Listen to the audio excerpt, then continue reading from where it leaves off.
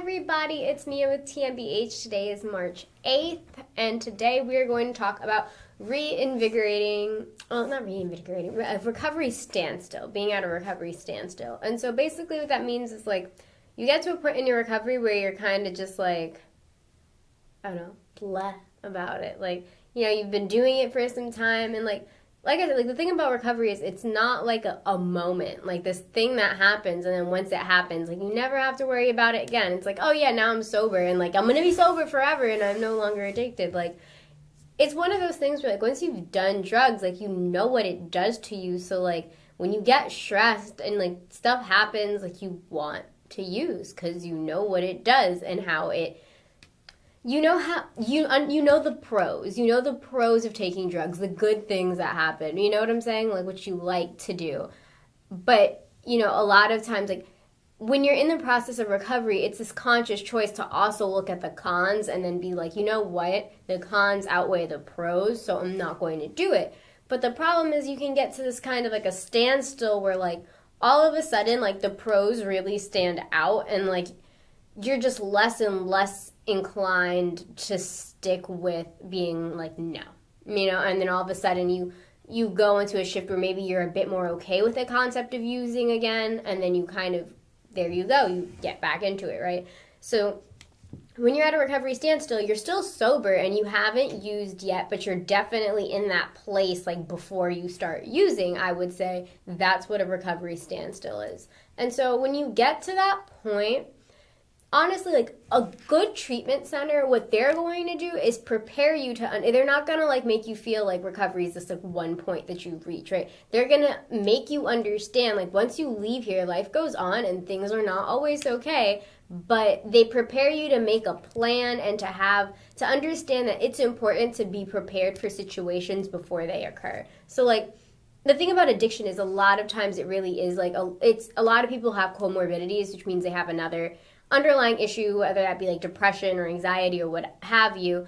So like even then, people who have addiction and maybe they don't have a clinical depression like diagnosis or an anxiety diagnosis, they still will deal with kind of like feelings of depression, right? Or like just low points. And so you can get to those points sometimes and just feel, once you're in that rut, like that's what makes it hard to make plans. So you have to make a plan before you get there, because then you're going to be in a rut and you're in this position where honestly this is not the point for you to do planning. You should have done planning ahead of time. It's like you wouldn't be like, we're going to go to New York and then like get packed for New York and like get in the car and then like jump on the highway and be, hey, like, does anybody have directions to New York and where are we going to stay? And like, no, like you wouldn't do that. So it's the same thing here. Plan before you get there. So, what should your plan include?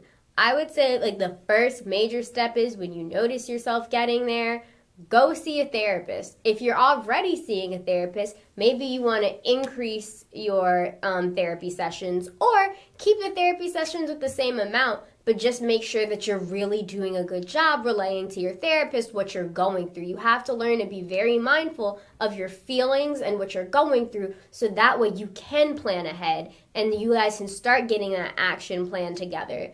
A lot of times I can't tell you what your therapist is going to tell you. Like I always try to tell people, like, go see a therapist. I can't tell you what your therapist is going to tell you. But a lot of times it's probably going to be twofold, where they're going to recommend probably like some socialization, which is just finding ways to get out there. A lot of people can be like, oh, well, like, I don't know how to socialize. Like, who am I going to talk to? It's good to go out and maybe find some new people to socialize with. So like some examples of things you can do without necessarily like the people you're generally always with. Go volunteering, meet new people volunteering, and things that you like to do. Maybe you like animals, go volunteer with animals. Maybe you like kids with disabilities, go work with kids with disabilities. Like, what do you like to do? What do you want to invest some time in? You can go watch movies, like, and that's like a thing. People watch movies, but yeah, you can go. Well, no, I guess it's not a social thing. That'd be more like a thing that you do like alone, which is also good because you need time for self-reflection. And movies and books are not just for fun. They're good for self-reflection. If you watch a movie, a lot of times like you think about the character, what they're going to, reflect yourself. So like, yeah, you can watch movies and like actually get stuff from that in films. You just have to be self-reflective.